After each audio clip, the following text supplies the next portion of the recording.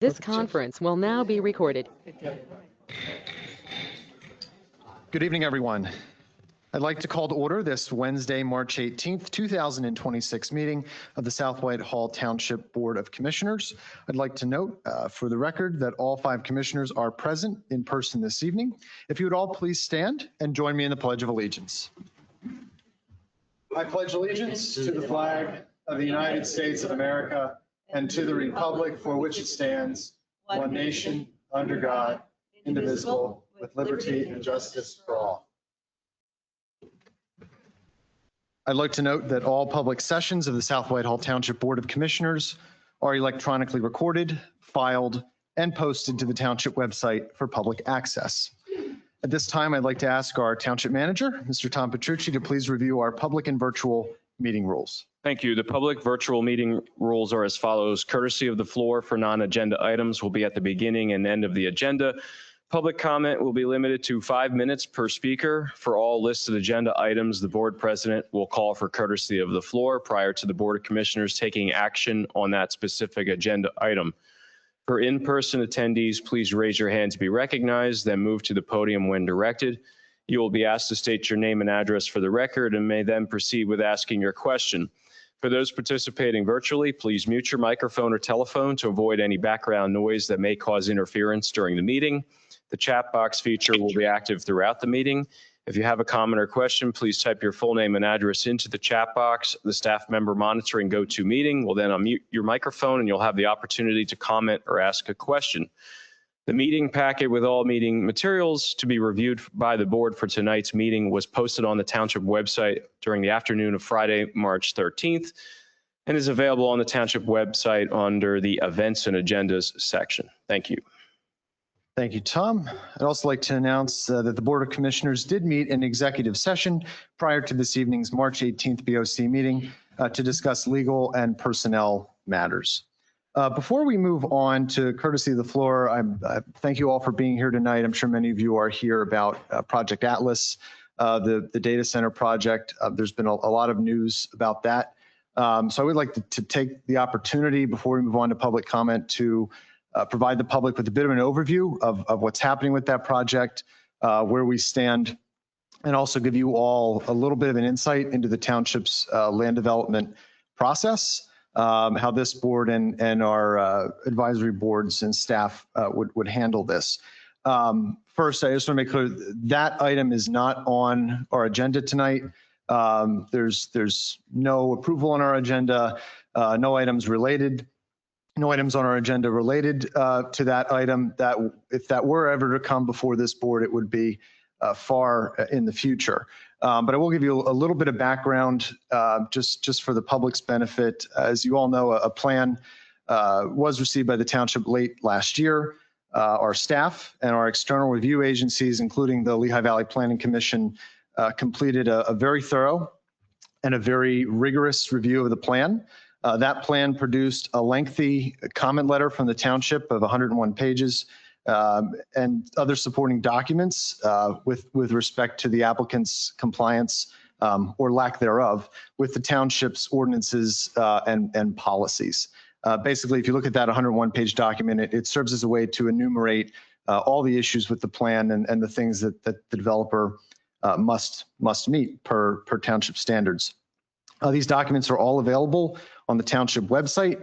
I encourage any interested resident to check those out. We're going to have a demonstration a little later on in our meeting about a new tool we're using to increase transparency and access for the public, but I encourage you to check those out. The plan was originally scheduled to be reviewed at our February 12th Planning Commission meeting. It was removed from that agenda at the request of the applicant following all of those comments and issues that came in that were identified by the township. The plan may or may not appear at a future Planning Commission agenda.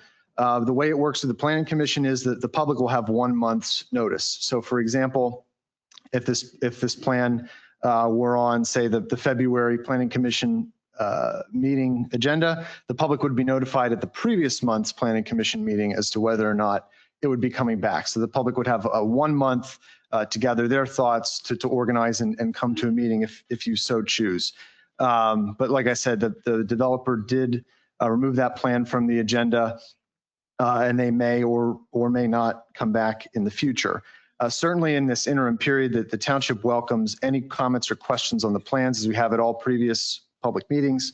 While the township may not have an immediate response, as we have been doing for months now, our staff is taking diligent notes on everything that is said, and also on anything that is submitted to the township via email or phone call, and all of the public's comments that have been received and will continue to be received by the township will certainly be factored into any future reviews. The township's also, like I mentioned, exploring new ways to make the information more readily available to the public, to make sure that if and when this plan does come before our planning commission, the public has every opportunity to come to those meetings and speak directly on it. And like I said, please watch for those planning commission meetings when it comes on.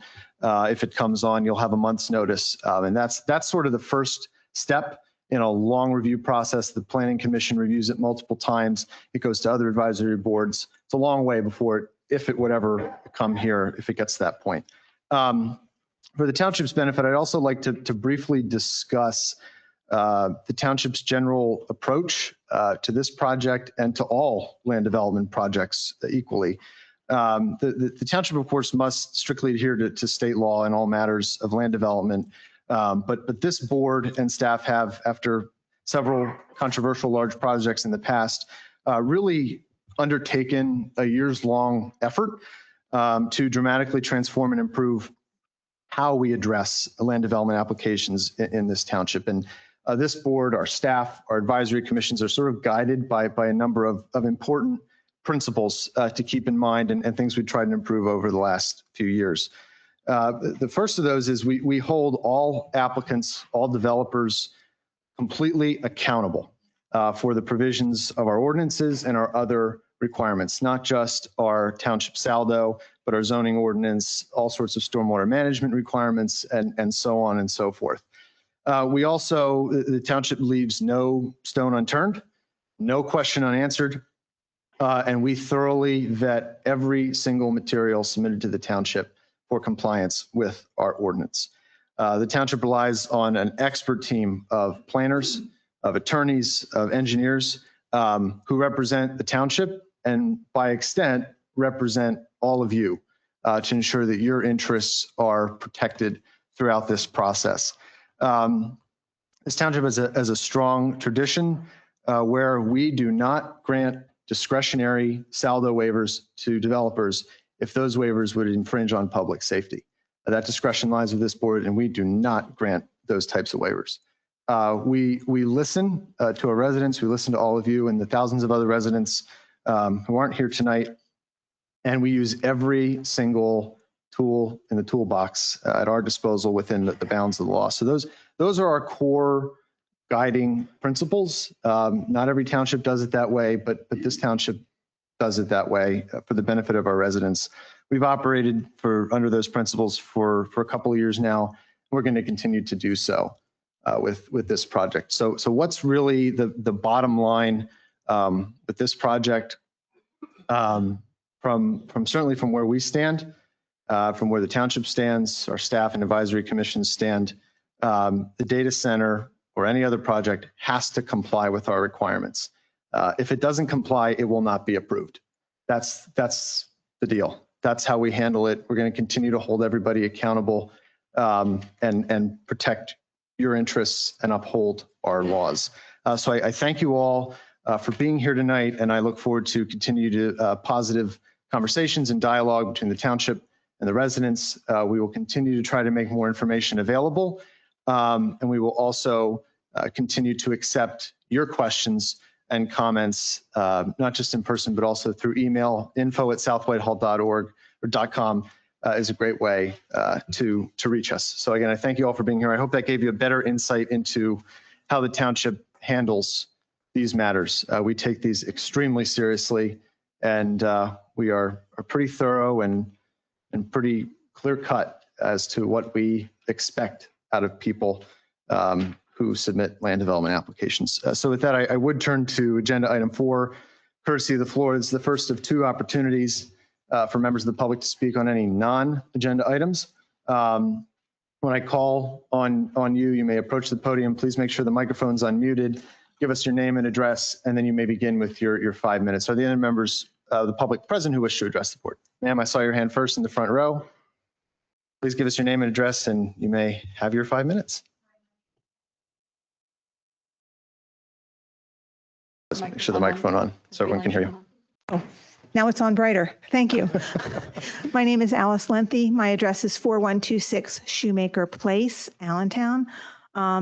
First, I want to thank you for your commitment to compliance. I have 40 years of experience in environmental and safety compliance, and so compliance is important to me on both sides. And so I really appreciate your comments on that. That being said, I am very concerned about the noise that is going to be created by this data center during normal operations and in emergency situations, such as a power outage. There are three main sources of significant noise at this location: 356 generators, 1,365 generators, 1,056 rooftop chillers, and an on-site substation. The PERT ordinance specifies a noise limit of 57 dBA at the property line, calculated as a 24-hour average during normal operations. This is right out of your ordinance. However, impulsive noise from routine maintenance or emergency situations is specifically excluded from the calculation, and this is a problem. Routine maintenance includes backup generator testing, which is to occur on weekdays, excluding holidays, between the hours of 9 and 5. So up to 25% of the 365 generators can be running at any one time for testing. And when, not if, there's a power outage, all 365 generators will be running for an extended period of time. This is going to make a lot of noise for a long time. The rooftop chiller units are equipped with fans, and they will sit on top of the buildings. The noise from those chillers and the substation is kind of an all-the-time base load of noise, since they will run continuously to cool the computers and regulate the energy flow to the building. When you add that to the noise from the generators during testing and power outages, the noise level will be disruptive, not only to the students at nearby schools, but also the neighbors surrounding the data center. And that is just the dBA sound, which is basically what you can hear. There's a second way to measure sound, dBc, that is used to capture low frequency noise that you may not be able to hear, but you will be able to feel as vibration. High levels of dBc noise will be created by the heavy machinery like the chiller units, and there's nothing in the noise study submitted by the applicant that addresses that kind of vibration. The data center plans call for an acoustic wall around the generators and panels surrounding the rooftop chillers. The noise study completed by the applicant does not provide a convincing argument that these structures will adequately mitigate the noise coming from the data center. The study relies on additional sound dampening from an 18-foot-high berm that will surround the site. That berm will be useless to the properties along Mauchunk Road, which is set significantly lower than the elevation of the data center. The study also suggests that 2 of the buildings should be equipped with 24-foot-high panels around the chillers instead of the 6-foot-high panels on the remaining buildings, and those 2 buildings will then exceed the height limit in the PERT ordinance. I have a couple of other comments on the study. The ordinance requires the applicant to measure existing ambient noise at a minimum of 3 locations, and the submitted study only includes ambient noise measurements at 2 locations, neither of which is on the Mauchunk Road side of the property, which is the side that's going to have the problem. Noise from the surrounding roadways, Cedar Crest Boulevard, Mauchunk Road, and Orfield Road, was not included in the analysis. Why not? That noise is there, and it's going to be there in the future. The noise generated by the substation is basically written off in the study with the following language. Noise generated from the substation is not anticipated to significantly contribute to the operational project noise and is expected to be kept under the noise limits by the distance provided to the noise-sensitive receptors. I think that a study like this should include the aggregate effects of all noise, not just the ones the applicant wants to address. They can't just delete the ones that they feel like deleting. The study has to be modified to address the issue of incessant and damaging vibration, which has been reported by data center neighbors across the United States. And finally, the ordinance requires the applicant to identify noise-sensitive populations within 500 feet of the property line. This is not included in the study. And when and if those populations are identified, what are the remedies going to be for any impact on them. Noise-sensitive populations include creatures that exist in nature as well as people. They contribute to our quality of life in many ways, and the impacts on them must be assessed as well. Thank you for your time. Thank you, Ms. Lenthe. We appreciate your comments. Anyone else who wishes to address? Yes, ma'am. Name and address, and you may begin your 5 minutes. Hi, thank you for the opportunity to speak to you. I'm Julie Thomasis, 4127 Shoemaker Place, South Whitehall. So I am also here to express concerns about the data center, specifically the emergency generator and chiller equipment. I understand the need for emergency generators to ensure the data center can remain operational in the event of a power outage. I understand that there will be, as Alice said, 356 diesel fuel generators. I have multiple concerns regarding the generators, their operation, and their impact on the community. How much fuel will be stored on site and where? There is no indication of the storage tank locations on the preliminary plans. Are the tanks above ground or below ground? What precautions against spills will be incorporated into the design of the tanks, associated piping, and buildings themselves? How often does the applicant expect that there will be fuel deliveries?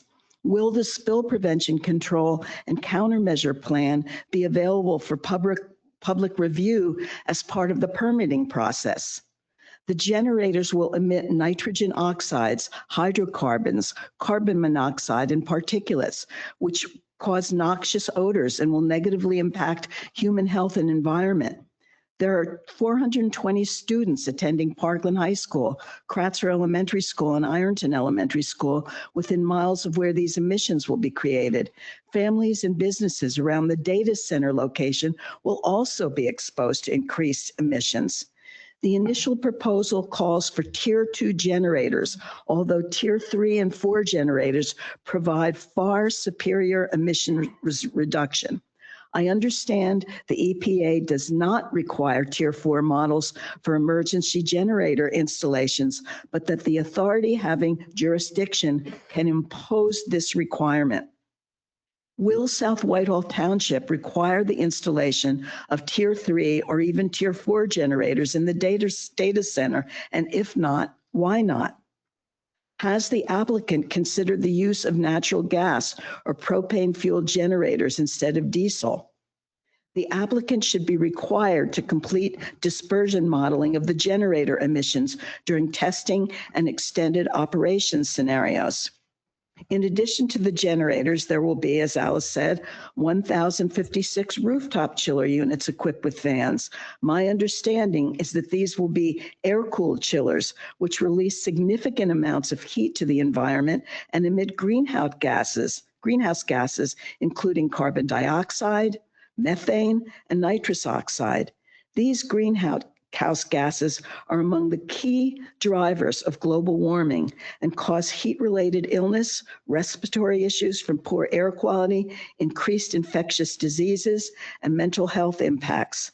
How can it be a good idea to expose our children and our neighbors to the dangerous emissions from so many generators and chillers at this data center? I also have a process question that's not related to chillers and other equipment. Regarding the studies that Atlas has submitted, such as noise, traffic, and economic analysis, in the interest of getting 100% objective opinions, I'm thinking that Atlas should be required to escrow money to be used by the township. The township could then select their own consultants to complete the required studies in accordance with the best interest of the township residents. Thank you so much. Thomas. Anybody else who was to, ma'am, I saw your hand in the back, in the orange. Yes, you. Like to come forward, please provide name and address, and then you may begin your 5 minutes. Good evening, everyone. Suzanne Glatz, GLATZ. I live at 5223 Blue Sky Drive, and have a few comments about data centers. One, I also want to echo the compliments that Alice just expressed about the importance of compliance. I'm an electrical engineer with 40 years of experience in transmission and distribution planning, and compliance is a very important thing. But I want to also note that even with compliance standards, just this month, the North American Electric Reliability Corporation noted many gaps in its standards to deal with these very large loads. So even if you are complying with existing standards, that may not be sufficient going forward. But I want to switch gears and talk about sanitary wastewater, which is also a concern. This project proposes to use sand mounds to treat sanitary sewage. And sand mounds are generally not recommended in regions that are underlain by karst, which is a unique geological formation that, in this case, that is proposed at the site. This is not really suitable for sand mounds. So partially treated sanitary sewage could flow directly through cracks and fissures in the karst, in the formation, into the groundwater and wells. So Atlas has requested a waiver from the township requirement to include a sewage disposal system as part of their preliminary plan submission because they have not completed testing required to design a functioning and safe sound mound type system. So we strongly oppose granting this waiver to ensure that that study is complete and that the township and we need to know what the site, if the site conditions are in fact suitable for this type of design before any further progress is made on the project.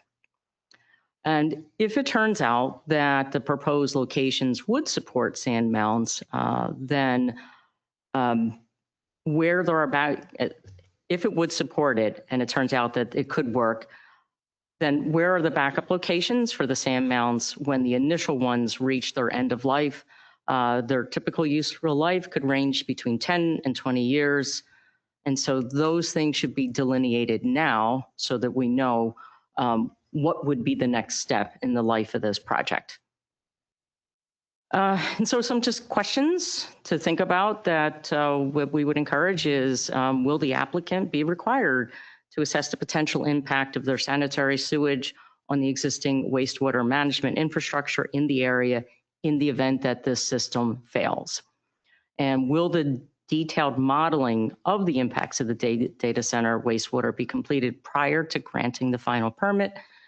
And if the applicant wants to connect to the sanitary system, who will pay for the extension of the existing mains and whatever possible improvements there might be? And perhaps one of the solutions is that there should be some type of plan at each of the stage for the life of this project. And thank you for your time. Ms. Glatz, we appreciate it and Thank you. thank you for the questions. The gentleman right there, yes, with the shirt, I saw you next, so the blue shirt. If you'd please approach, give your name and address, and you may begin your 5 Chance minutes. Flax at 2416 Pennsylvania Street, Allentown, South Whitehall. I apologize because I haven't read the preliminary report, but from what I understand, the water use at a data center is outrageous. A medium to large data center uses up to 5 million gallons a day of water. That's a day. I don't know if we have enough water here. And if we do, then our water rates are going to skyrocket as well as the electric rates. So I don't know if that was in the report, where they're going to get the water from. And I'm not sure if this is a large, but from what research I've done, a medium to large data center uses up to 5 million gallons per day.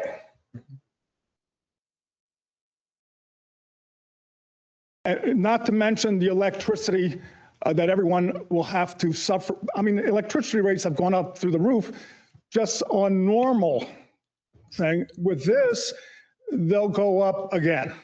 So I just wanted to make that part of the record of water use. which relates to the wastewater, because that all goes into wastewater. 5 million gallons is a lot of water.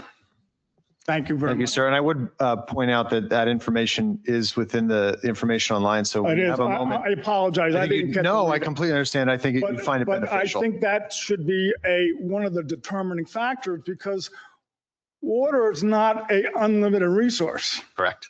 Thank you, sir. Thank you very much. Yes, ma'am.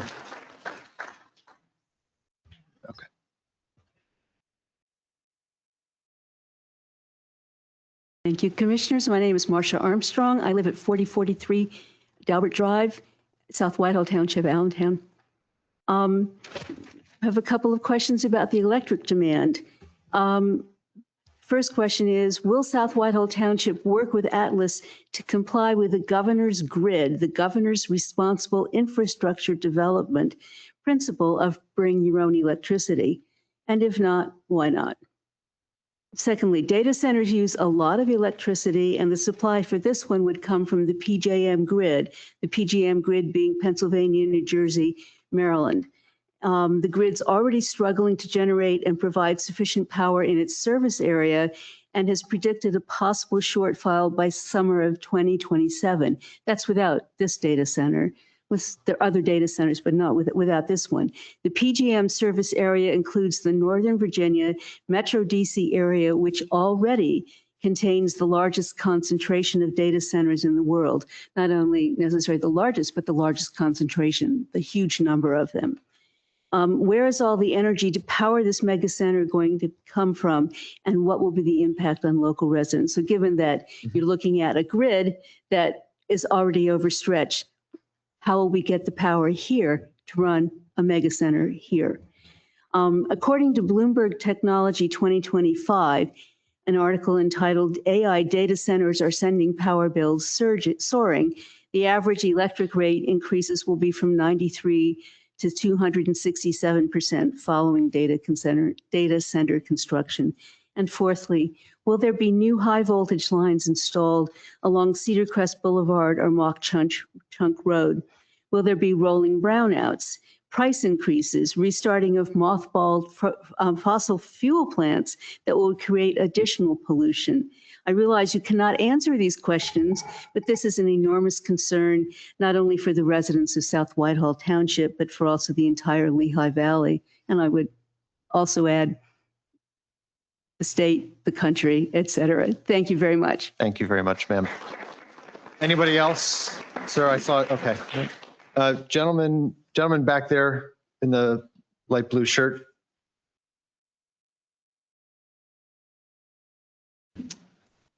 Evening, sir. Evening. So I'm Greg Sussman, 3010 Victoria Lane. So I've got a couple of questions. The township was given a 90-day extension by the developer to review the plan more thoroughly. During the last meeting, it was noted that May 15th is the current end date of that extension.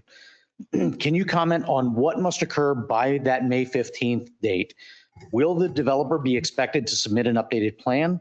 If an updated plan is provided, what's the review process for the updated plan? And can you detail a timeline and expected dates and timelines for review of any updated plan or resubmitted documents, ending in either approval or denial?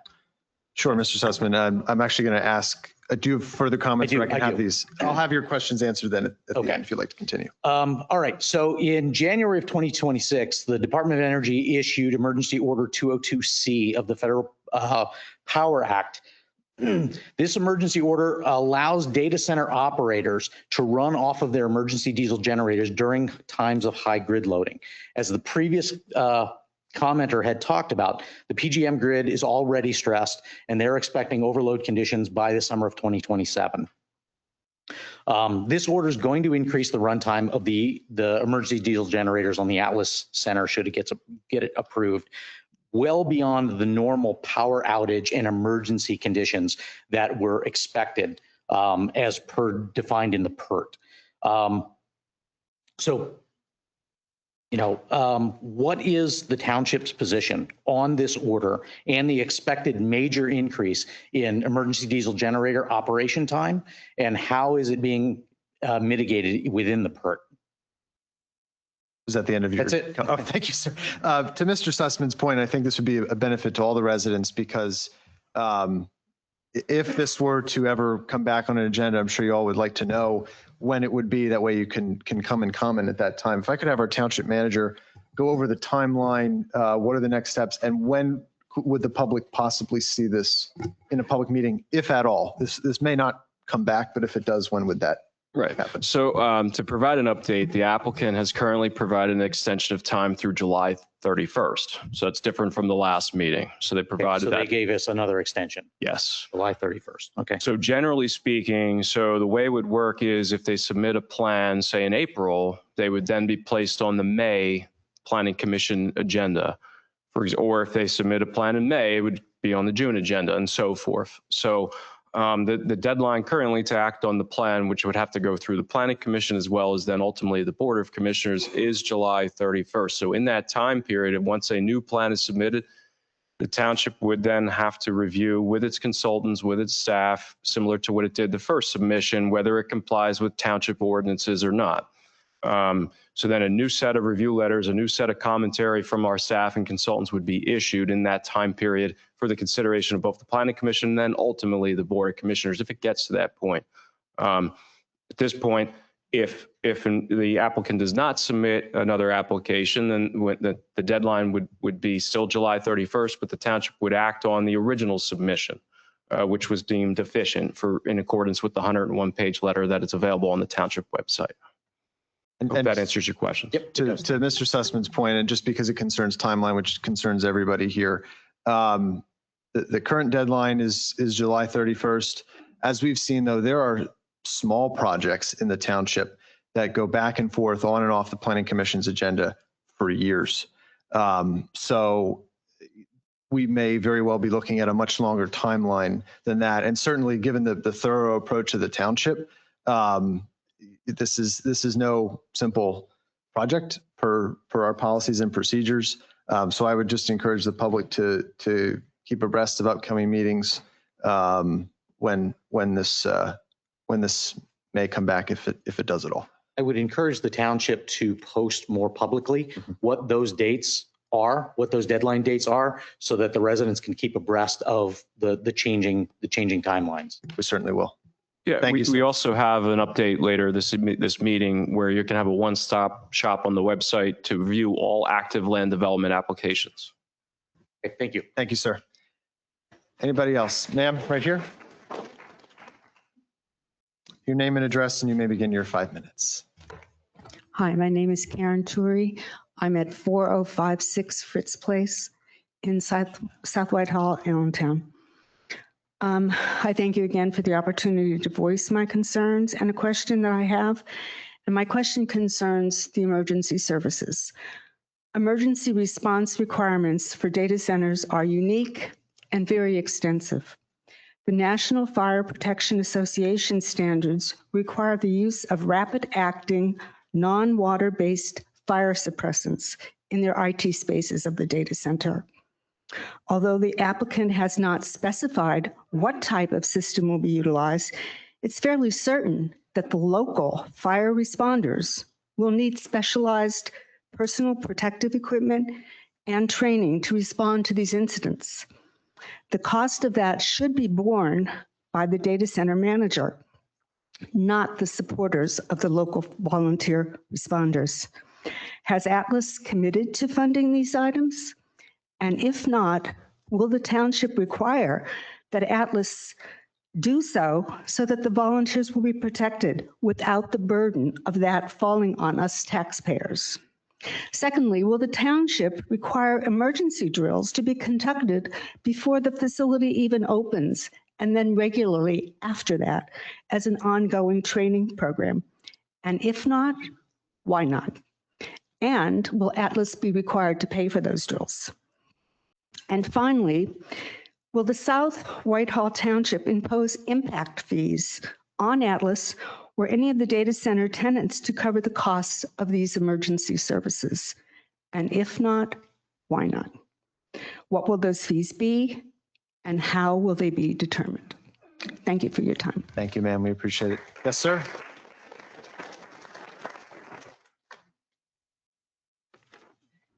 Daniel Poreski, 4127 Shoemaker Place, South Whitehall. I'm going off script. I have a question. I'm get confused by timelines, terminology, and the requirements.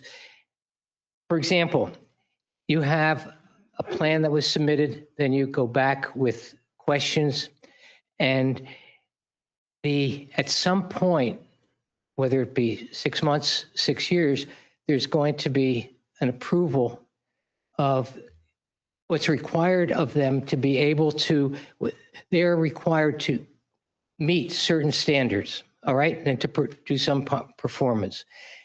And that's based upon your ordinance or the PERT, and I'm not sure what the proper terminology is, but there's something that you gave them that says it has to be, you have to have the decibels within this, you have to have stormwater contained by so much. You've already submitted that to them, and they have to come back and show that they can do that. Now, let's say after they come back and they say, we're going to have so much of a detention pond, and we're going to have walls that are so high, and they're going to be so thick, and they're going to such. Then you, throughout this process, you get information, and you say, okay, you've done that. Then you get information that says, you know what, a 20-foot wall isn't going to be enough. It's going to require a 30-foot wall. Otherwise, we're going to have too much sound for the neighbors, plus all the other concerns that are there. Once you give that approval that they met the requirements that were in your PERT or ordinance or whatever, can you go back and change and say, you know what, I know we said a 20-foot wall was going to be enough, but you're going to need a 30-foot. Can you go back and do that? I can answer that question. So in the scenario you described, ostensibly the township would have granted a conditional approval, which may or may not happen, right? They may or may not comply. Assuming they do. So then if there's a substantive change to those plans that were subject to that conditional approval, it would have to come back to the Planning Commission and the Board of Commissioners if there's a substantive plan change. Now, there's oftentimes red line changes to plans of an insignificant nature. What you described wouldn't be insignificant, though, a 20-foot retaining wall versus a 30 or 40, right? They'd have to come back to the Planning Commission. So once they have a conditional approval, in order to record their plan, they have to meet all those requirements as well in order to record the plan. So if they change the plan subject to that conditional approval, they'll have to come back to the board. No, can you change the requirement? Can I? No, I can't. I don't have that power. Can the Planning Commission or some agency here say, you know what, we made a mistake. 20 feet's not going to be enough? The answer is yes, but it has to go back through the proper channels again, which would be the Planning Commission and the board. I was wondering where the difference is between conditional and by right come in, and what privileges does the conditional? That's an esoteric zoning question. Specific question. Under the zoning ordinance, under a special exception for conditional use, we could literally talk about that for an hour. So if you want to talk about that more, give me a call and we can go through the differences in zoning. Some of us were thank you.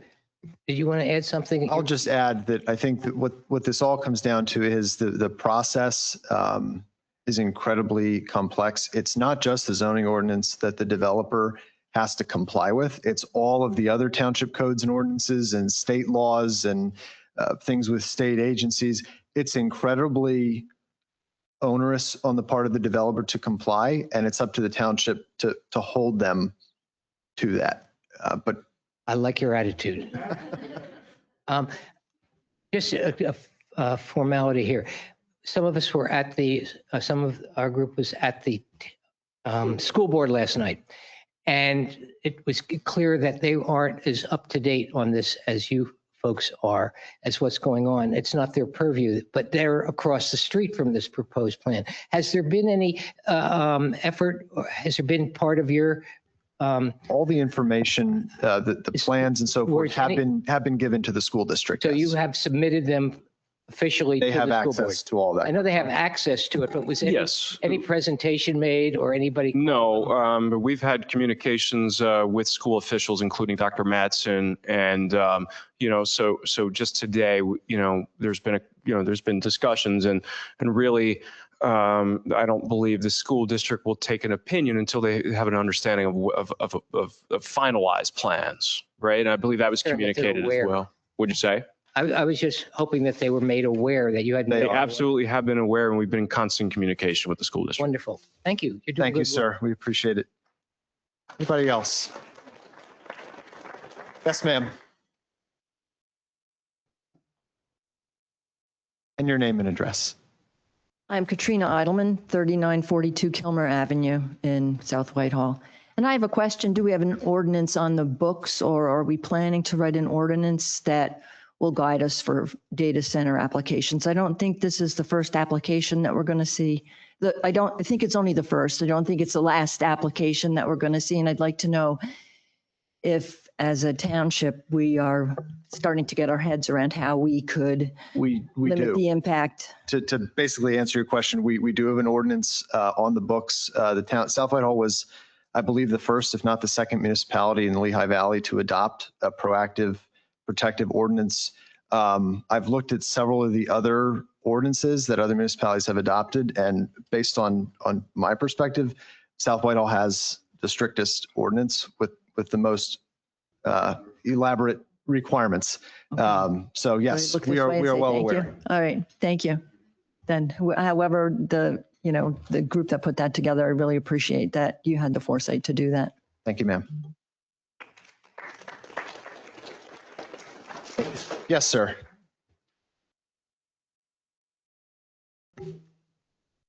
Good evening. Evening, sir. My name is Charles Ware, 1523 North 27th Street. I'm a South Whitehall Township resident, business owner, and father of 2 kids in the district. We're 10th generation Pennsylvanians and whose ancestors helped settle and develop this land before it was called South Whitehall Township.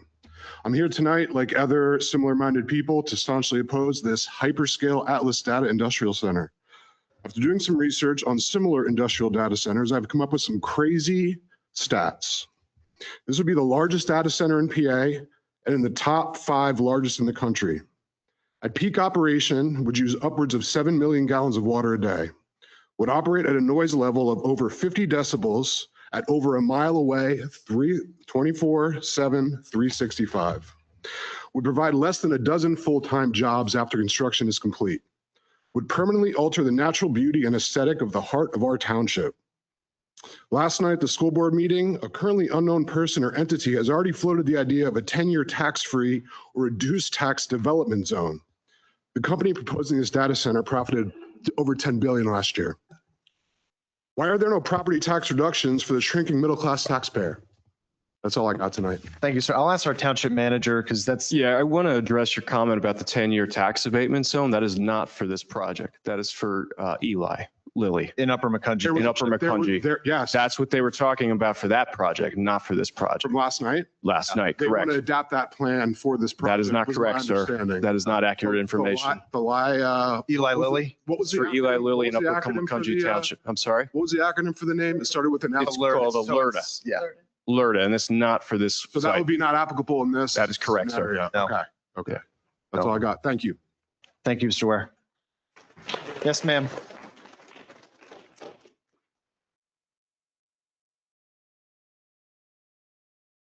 Hello. Hello. Your name and address, please. Hi. Amanda Dibbs, 1339 Buck Trail Road. Okay. As a lifelong resident, I care deeply about this community, a place we call home. That's why I have serious concerns about the proposed construction of this data center. We need to look beyond the short-term economic gains and ask, what's the long-term benefits? What sustainable job opportunities would this project actually create for local residents? As this gentleman just mentioned, about 12 or so, the whole goal of a data center is to automate, right? AI, virtually take away your jobs. How is that going to help and benefit our community? The increased energy costs and the destruction of our natural resources, the only real gains that this data center will provide. Couple of questions I have for you guys. How are these resources be allocated? Energy-wise, water. PPL has a chokehold on our area. Those rates will only continue to go up. You won't get any tax breaks from solar panels. Also, some of them are kind of ugly. What if I don't want solar panels? What are the requirements you guys mentioned? What are the terms? What are the obligations? Some of it might be outlined, but they are not clearly stated or communicated back to us. Again, this is a place I call home, and this is a very amazing area that not only myself, my family, my kids, I've raised here.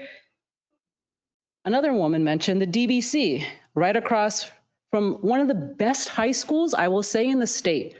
How will that impact their future generation? Not only them, young generation, I'm sorry, everyone here is about 55, 60 maybe. Guess who's going to be taking care of you? Those high schoolers. But if that DBC gets into their brain and not be able to focus, you're going to be wheeled in front of a TV. No, you don't want that, trust me. Importantly, how are we protecting our local farms?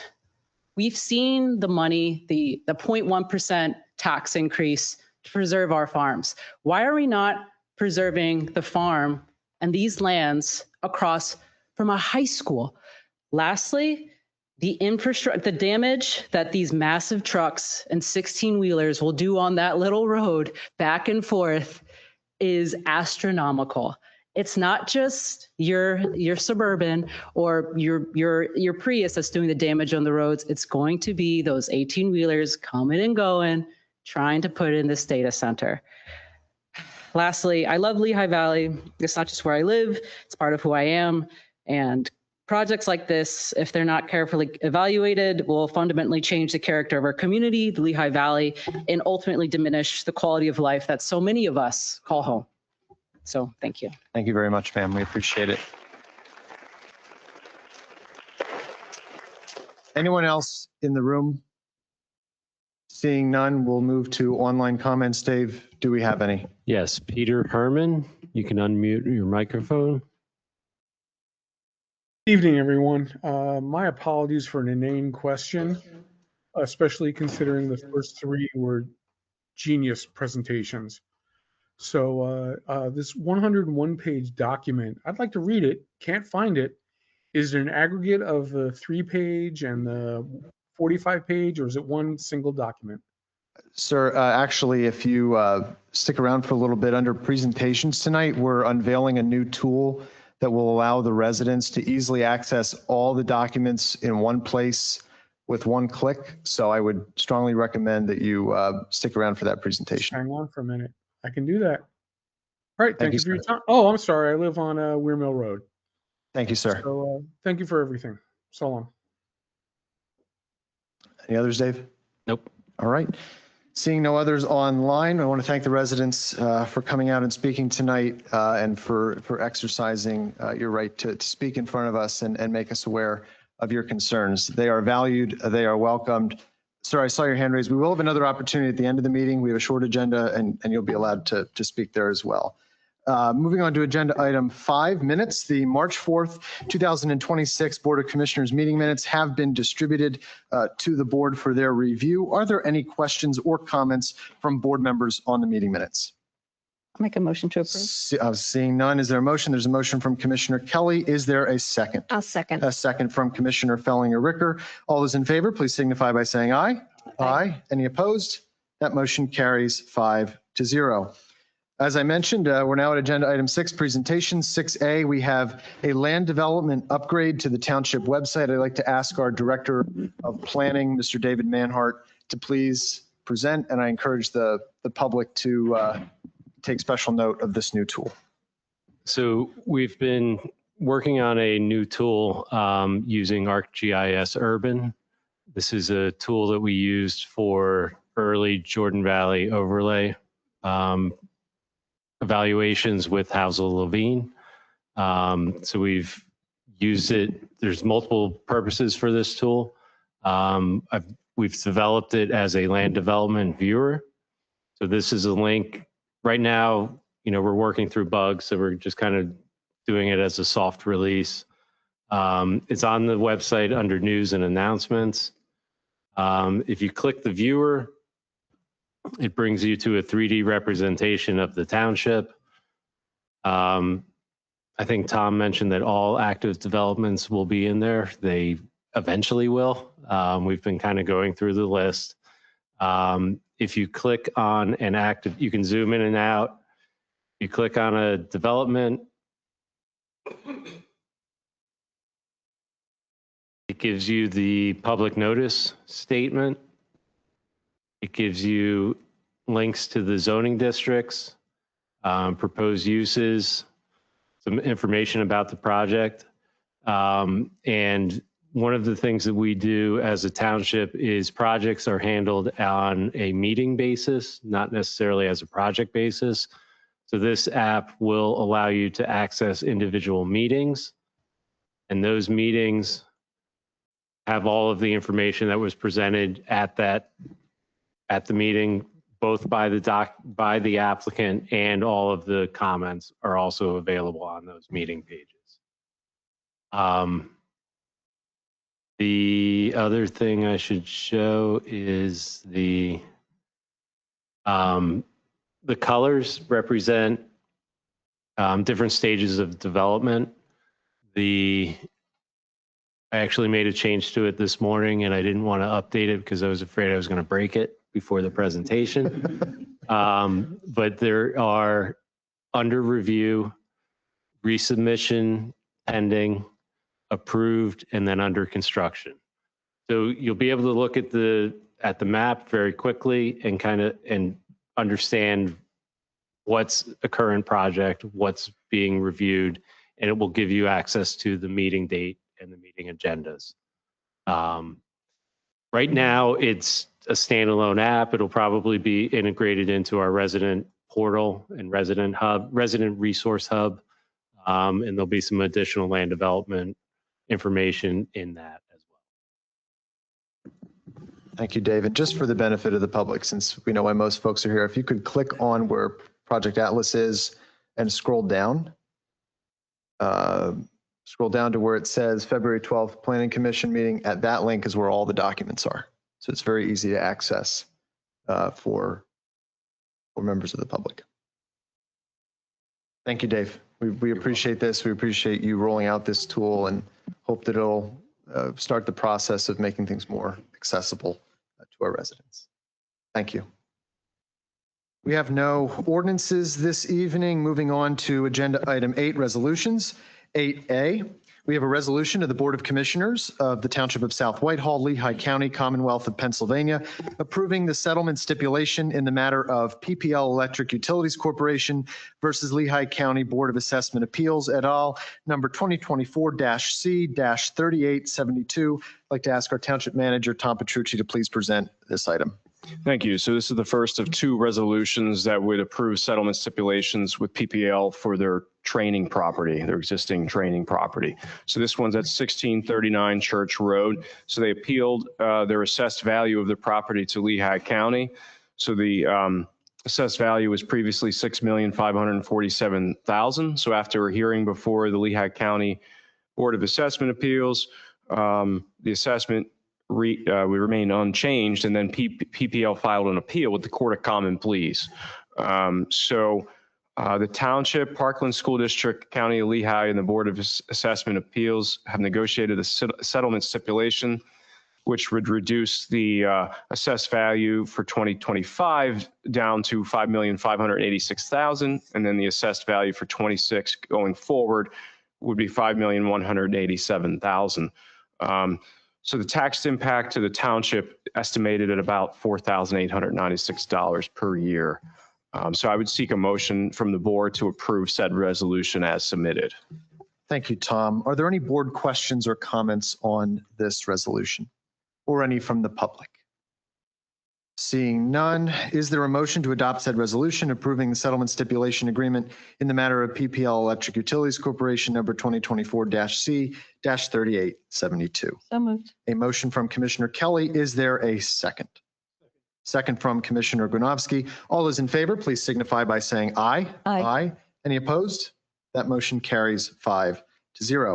Agenda item 8B, we have a resolution of the Board of Commissioners of the Township of South Whitehall, Lehigh County, Commonwealth of Pennsylvania, approving the settlement stipulation in the matter of PPL Electric Utilities Corporation versus Lehigh County Board of Assessment Appeals et al., number 2024-C-3873. And again, I'd ask our Township Manager, Tom Petrucci, to please present. Thank you. So this PPL property is at 827 Hausman Road. Again, they appealed to the Lehigh County Board of Assessment Appeals. They issued a decision maintaining the assessed value of $12,385,500. PPL then filed an appeal with the Court of Common Pleas of Lehigh County. So for 25, their assessed value would be reduced to $10,640,001. And then for 26, it would be $9,880,000. This avoids future litigation. The estimated cost to the township for 25 is $5,795, and then 26 going on is just over $9,000. Thank you, Tom. Are there any board questions or comments on this resolution or any from the public? Seeing none, is there a motion to adopt said resolution approving settlement stipulation agreement in the matter of PPL Electric Utilities Corporation number 2024-C-3873? I'll make a motion. A motion from Commissioner Fellinger-Ricker. Is there a second? Second. Second from Commissioner Kelly. All those in favor, please signify by saying aye. Aye. Aye. Any opposed? That motion carries 5-0. Agenda item 8C, we have a resolution of the Board of Commissioners of the Township of South Whitehall, Lehigh County, Commonwealth of Pennsylvania, authorizing an exploratory water well drilling agreement with the Jarris Corporation. And I would ask Township Manager Tom Petrucci to please present. Thank you. So the purpose of this resolution is to request board authorization for the township to enter into an exploratory water well drilling agreement with Jarris Corporation to permit the township to conduct hydrogeologic investigations on 2 privately owned properties by Jarris Corporation located along North Cedar Crest Boulevard and Minnick Road. So the township under this agreement would have the right to access approximately 790 acres of privately owned property for the limited purpose of conducting groundwater exploration and related technical investigations to determine whether the site may contain a viable municipal public water supply source. So the township, through its Public Works Department, continually evaluates potential future groundwater sources to ensure the long-term reliability, resiliency, and sustainability of the municipal public water system. So the 2 subject properties is 400 acres at 2493 North Cedar Crest Boulevard and approximately 390 acres at 2309 to 2371 Minnick Road. So under this proposed agreement, the property owner grants the township a non-exclusive and revocable license to access the property for limited investigative purposes. The township would be responsible for all costs associated with exploratory work. So this includes such activities as site surveys and geophysical investigations, test borings and exploratory well drilling, water sampling and hydrogeologic testing, evaluation of existing wells on the property. So the initial investigation includes a phased evaluation plan that includes locating existing wells, collecting baseline data, conducting yield testing and water quality sampling, and if necessary, drilling. Because of recent public discussion, including this evening, surrounding potential development activity in the area, it is important to clearly state that the exploratory work proposed under this agreement is not connected to and does not endorse, approve, or facilitate any land development project. So municipalities such as South Whitehall with their own public water systems routinely evaluate potential groundwater sources in multiple locations within their service areas. So that's any of such evaluations are undertaken independently of private land development activity and are part of prudent long-term infrastructure planning.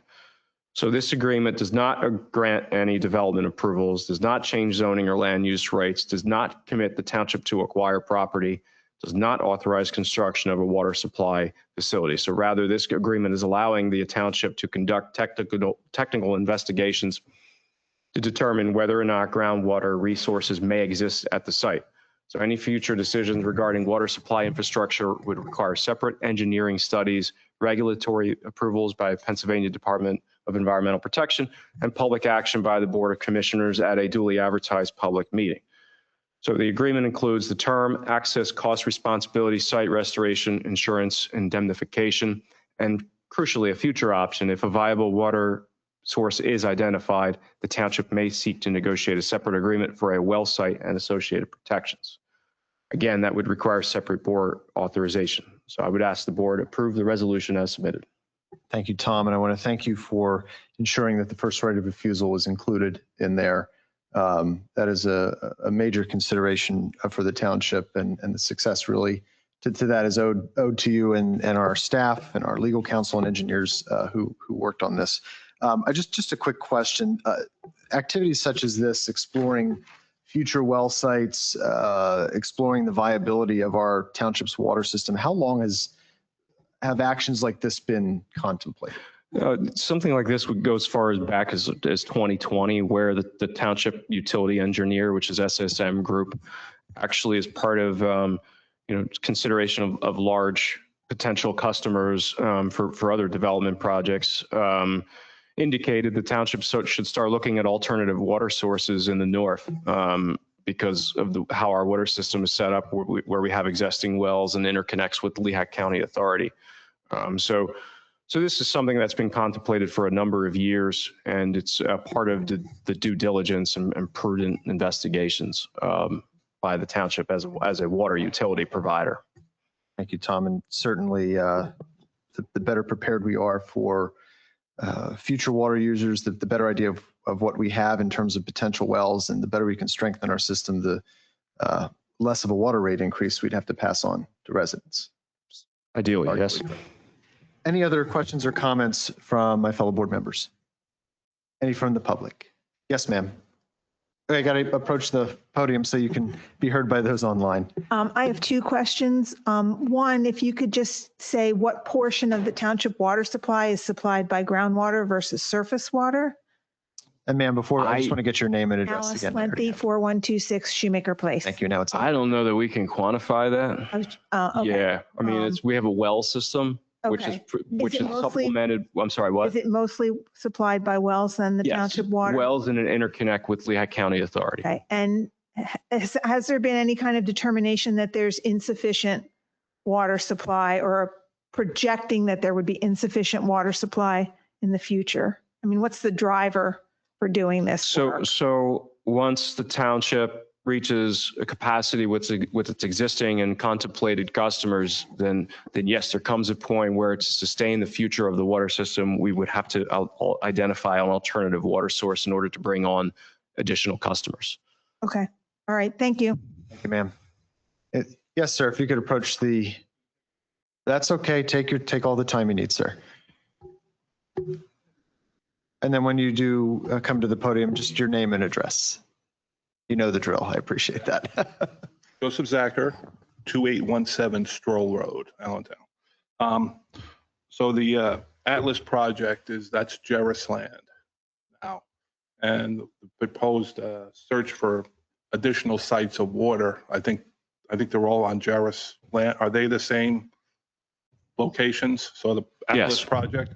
Yes. So this is they're looking for the township's looking to get water, or it just happens to be the same area, right? That is correct. It's not connected to the development project. And there are other areas too that are included in this that are not part of unrelated to completely. Yeah, none of it's related, but where the township is looking to conduct these surveys actually extends beyond just any one particular parcel. All right, very good. Thank you, sir. Any other comments or questions from the public? Seeing none, is there a motion to adopt said resolution authorizing an exploratory well drilling agreement with the Jerris Corporation? Make a motion. Motion from Commissioner Johns. Is there a second? Second. Second from Commissioner Gronowski. All those in favor, please signify by saying aye. Aye. Any opposed? That motion carries 5-0. Agenda item 8D, we have a resolution of the Board of Commissioners of South Whitehall Township, Lehigh County, Pennsylvania, authorizing the township manager to execute an agreement with Housel Levine Associates LLC for the deployment and annual subscription of the Euclid HL Planning and Zoning Assist. And I'll ask once again our Director of Planning, Mr. David Manhart, to please present. So in the vein in the effort to further their effort to be transparent and provide information to the public. We developed a township zoning portal that is roughly 7 or 8 years old. It was one of the first things I did when I got here. So we're constantly evaluating new technologies. In our work with Housel Levine on the Jordan Valley overlay and ArcGIS Urban, which we showed earlier today, they've launched a new product that uses a large language model contained to your zoning ordinance and your planning documents. So what it does is it allows a resident, staff, developers, business owners the opportunity to go in and ask questions of our zoning ordinance. The 3 benefits I'll just highlight: increased transparency and accessibility, reduce staff workload, and improve public engagement. The other thing that we're really excited about is the project was originally budgeted for $25,000. It came in at 15 to be part of their early adopters. And I think this is an opportunity for staff to work with the Housel Levine to really fine tune the product and come up with things that we want to see in the product. So it's an exciting opportunity to leverage some new technologies. Thank you, Dave. And thank you. Herb must be rubbing off on you because typically Herb is the one who comes with under budget projects. That's where I got the idea. In fact, yeah, keep following him, following his lead for future projects. So thank you, Dave. And I look forward to the development of this tool and the ability for our residents to interact with it and learn more from it as a result. Any other board comments or questions from my fellow commissioners? Any from the public? Seeing none, is there a motion to adopt said resolution authorizing the township manager to execute an agreement with Housel Levine for the deployment and annual subscription of Euclid HL Planning and Zoning Assist? A motion from Commissioner Fellinger-Ricker, a second from Commissioner Kelly. All those in favor, please signify by saying aye. Aye. Any opposed? That motion carries 5-0. Moving on to agenda item 9, motions. 9A, we have a motion to award bid 2026-02 with regards to the roadway asphalt milling project to Gaber Industries Incorporated, DBA Barker & Barker Paving in the amount of $194,467.65. And I'll ask our Director of Township Operations, Herb Bender, to please present. Thank you. On Thursday, February 26th, 2026, 7 bids were received and opened for the roadway asphalt milling project. This bid was publicly advertised once in local publication as required by law. Additionally, 40 potential bidders downloaded and reviewed the documents via the Penn Bid website. This bid was approved for advertisement by the Board of Commissioners at the February 4th, 2026 meeting as part of the township's annual roadway resurfacing program, which includes various roads scheduled for work throughout the township. One other thing, we did look into our current road building materials. We had to re-advertise that. So what I did do to make sure we'd be okay with awarding this contract, if the board is so inclined to do, I have pulled all the CoStar's pricing for blacktop and stone also, which is included in your packet. It does ensure with those prices, that we would remain in budget to do all the milling and the paving that's associated, if so inclined to award this contract to Barker & Barker. Thank you, Herb. And again, I thank you for keeping this under budget as well. Any other questions or comments from the board? Any questions or comments from members of the public? Seeing none, is there a motion to award the bid of 2026-02 with regards to the roadway asphalt milling project to Gaber Industries Incorporated, DBA Barker & Barker Paving in the amount of $194,467.65? Is there a motion? A motion from Commissioner Johns, a second from Commissioner Kelly. All those in favor, please signify by saying aye. Aye. Any opposed? That motion carries 5-0. Agenda item 9B, we have a motion. Agenda item 9B, we have a motion to proceed. Hearing myself. We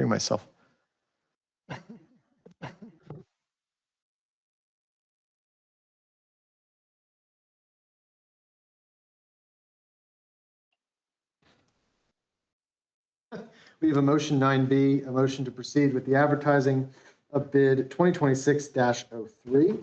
This is the pavement markings project. Thank you. Pavement markings are used throughout the township each year for the intersections, crosswalks, and along roadways for traffic control. These materials are services are bid as a cooperative bid on behalf of the Lehigh Cooperative Purchasing Council with several municipalities participating, which helps keeping the prices lower. A copy of the bid specification is attached to this memo. On behalf of the South Whitehall Township Purchasing and Public Works Department, we are requesting permission to advertise the above referenced bid. I will open this up to any questions or comments from my fellow board members. Any from the public? Seeing none, is there a motion to proceed with the advertising of bid 2026-03, the pavement markings project? Motion. Oh, sir, if you could please step up to the podium. Sorry, we have to follow our procedures.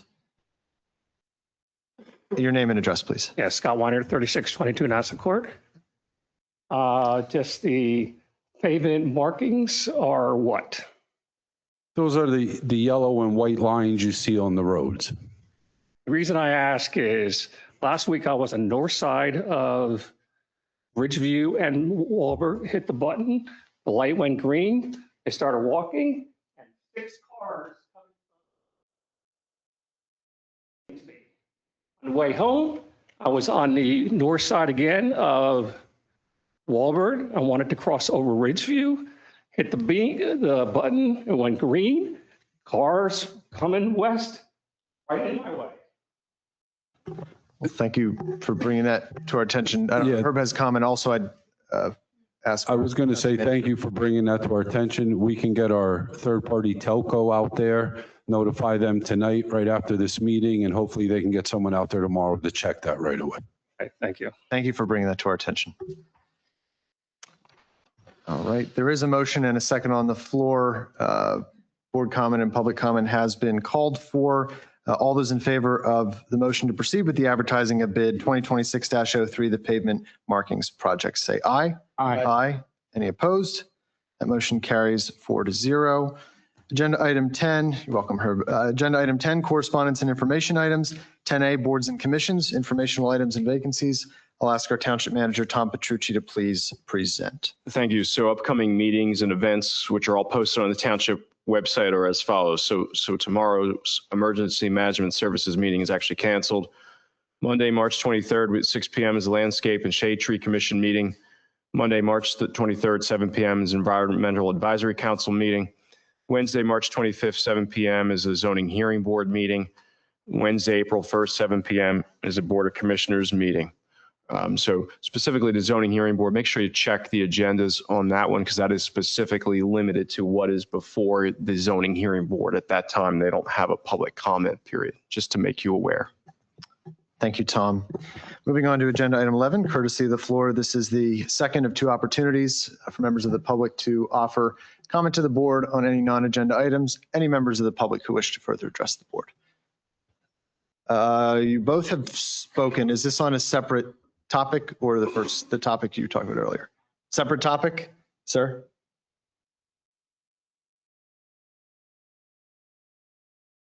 Okay, ma'am, I'll go with you since I saw your hand raised first.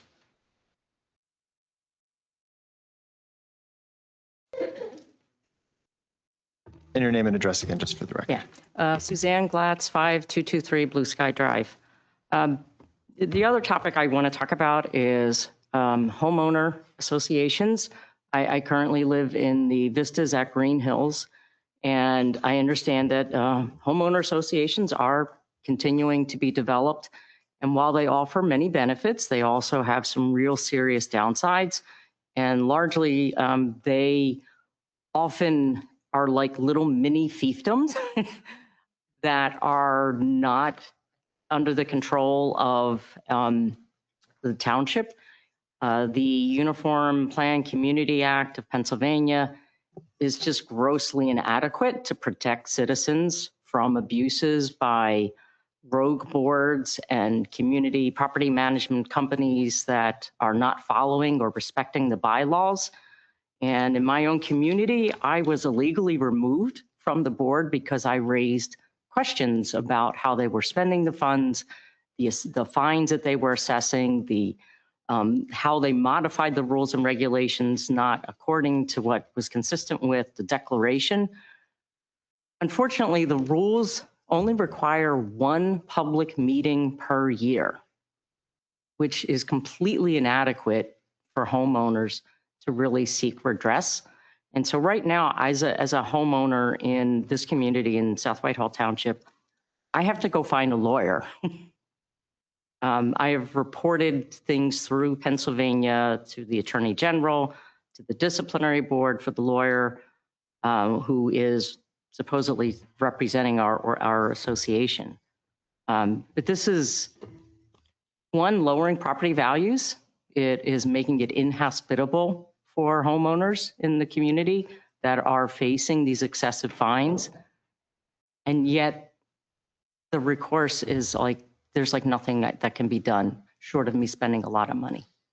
And so I would urge, as a township, we need to look more closely at how we allow these communities to get developed, and the responsibilities that they have are actually just undermining the ability to live in peace in this community. Well, thank you, ma'am. And as that's a legal matter, we'll take it under advisement, but I appreciate you raising that concern with us. Thank you.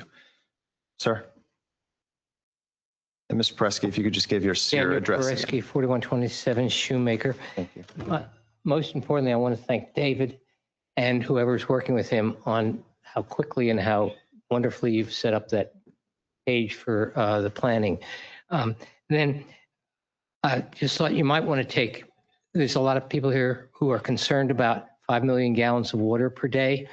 And it'd be better if someone here was to explain that that's not what's going to be happening in this situation. I was told that the last time we were here, that they're not going to be using, under any circumstances, large quantities of water for cooling purposes, because that's why the air systems are in place.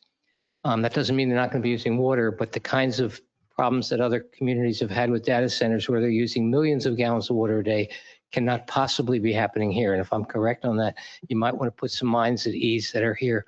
The other thing I wanted to mention is that, was there any consideration for having the data center use renewable energy, green energy, sustainable energy, so that a lot of the other major problem that we're confronting here is to generate the electricity that we're going to be using at the data center, should it come to pass, is probably going to be generated by coal and natural gas and bad stuff for a lot of reasons, which you all know about.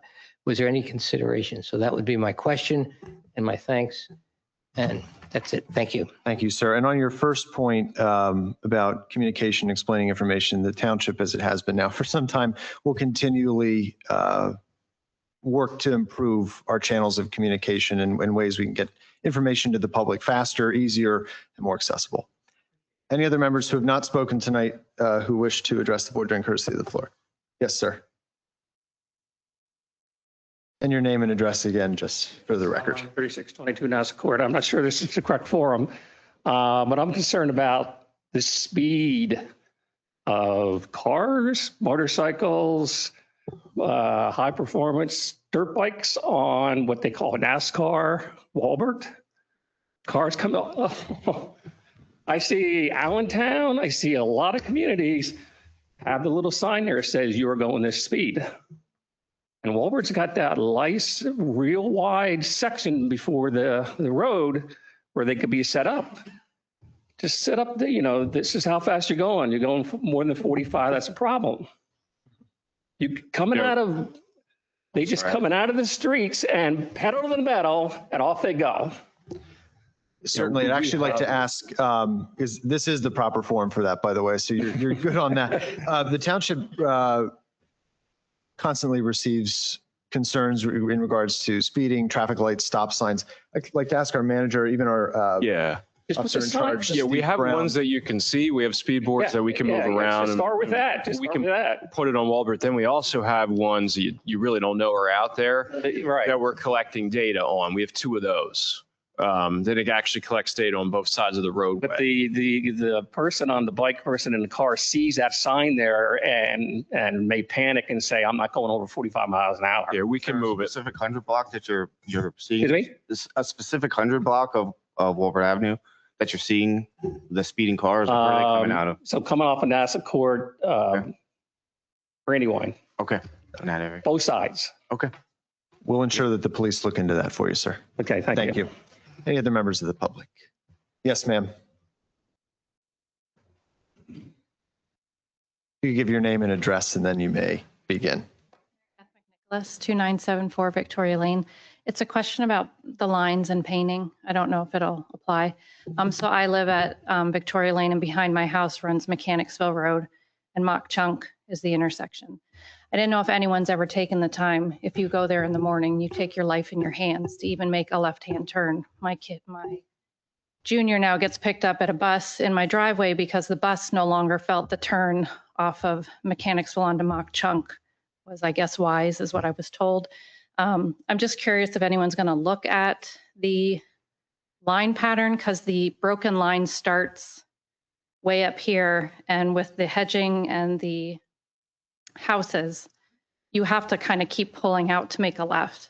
And I myself have almost been hit numerous times. People start cutting way across. I'm sure if anyone here has been at an intersection, you know. So I just didn't know if it applied to that. Certainly, we're familiar with that. I see our director of operation is taking notes. I know there are some concerns about how this works with PennDOT and state roads, but we will definitely, as we've taken note of that, and we will look into that for you. Thank you, ma'am. Anybody else? Yes, ma'am. If you could just come to the podium, give your name and address. My name's Tara Hauser. I live at 2913 Victoria Lane. I did not get here for the first half of the meeting. I had my own board meeting and I work for a school district. I just wanted, is this the appropriate time to talk about the data center? Yeah, there was a pretty robust discussion earlier. So when I was at another board meeting. No, I understand. And actually, I appreciate that. You certainly have your 5 minutes to talk. In addition, the recording of this meeting should be posted tomorrow or Friday. Tomorrow. I highly recommend you watch it, but you certainly have 5 minutes now if you'd like to. So where I live on Victoria Lane. I can see the entire field that they're talking about off of Mock Chunk Road. I also work near a data center, so I know the amount of noise that they create. In addition, I noticed you guys had a tax stip that you are agreeing to tonight with PPL. You're reducing your tax, you're agreeing to a reduction because of the common level ratio. That's great, but PPL made a lot of money last year. And both the district and the township and the county consistently lowering their tax rates. I'm currently battling other corporations where I work to not allow that to happen. At the same time that we're trying to find a way to protect some open space in this district, which would prevent things from like this data center needing to be even implemented.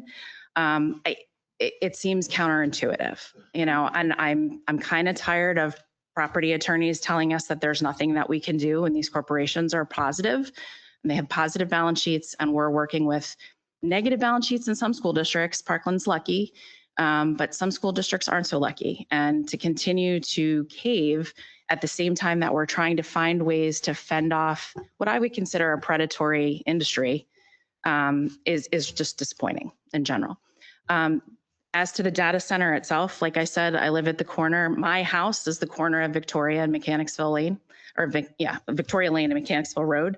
The amount of noise that 300 or so, right, generators, how many generators did they say? 356 generators on a rotating basis. They can stay just under the noise variance because not every one of those generators will run at the same time. We've been through this with a corporation near where I work. So I just don't by, and right now, like the chemical company was a great neighbor. I never heard them. I never smelled them. I never saw them. And even when they put the turkey poop on the fields and the year that they planted the radishes that smelled horrible, like we could deal with that. It was nature smells, right? That data center, diesel fuel, diesel noise is not going to be positive for our environment. So I don't know what everybody else said before I got here, because like I said, I was late. So if I am repetitive, I apologize. But, you know, my husband's a veteran. My daughter serves active duty.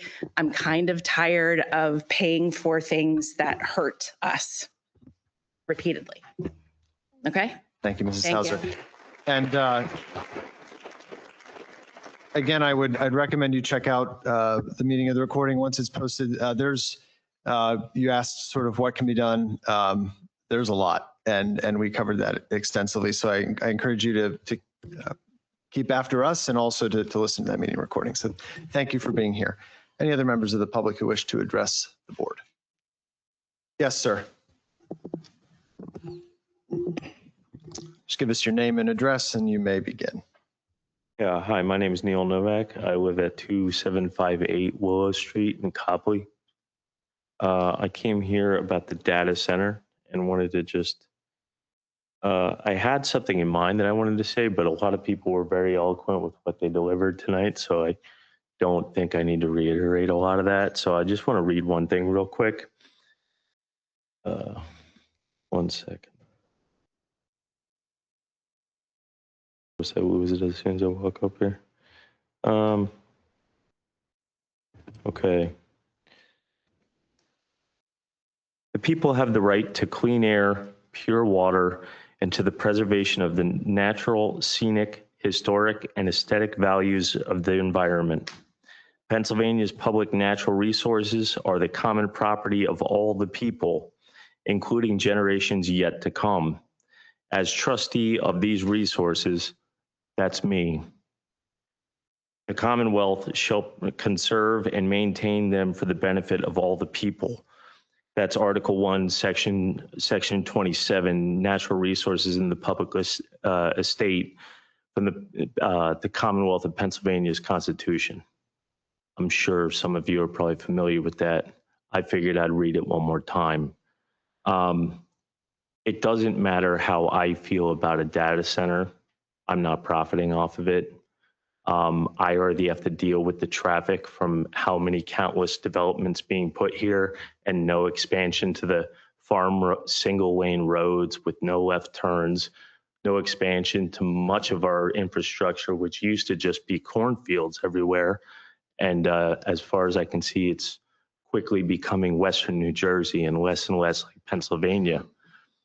I fear for young people who don't have the capacity to defend this area for themselves, what will happen if people like myself do not get up and speak on this? Because I can say without a doubt that I'm not the only person in the room that believes that this is a bad idea. Understandably so, there are people who own the property and there are people who will profit off of the data center, and good for them that they're in that position to make that money. Unfortunately for them, they still have to deal with the residents from this area. And that's why I'm here tonight. That's why I'm saying what I'm saying. Please, you have the power to make the hoops that people have to jump through to develop go out of reach. They can move down the road to wherever. It doesn't matter, not here. Thank you very much. Thank you very much, sir. Any other members of the public? Seeing none, we will move on to agenda item 12. I would seek a motion to authorize the payment of our invoices and disbursements. Motion. A motion from Commissioner Kelly. Is there a second? Second from Commissioner Granovsky. All those in favor, please signify by saying aye. Aye. Aye. Any opposed? That motion carries 5-0. We have no executive session scheduled for this evening. At this time, I would seek a motion to adjourn. Motion. Motion from Commissioner Kelly. Is there a second? Second from Commissioner Fellinger-Ricker. All those in favor, please signify by saying aye. Aye. Aye. Any opposed? Motion carries 5-0. This meeting is adjourned. Have a wonderful night, everyone. Thank you.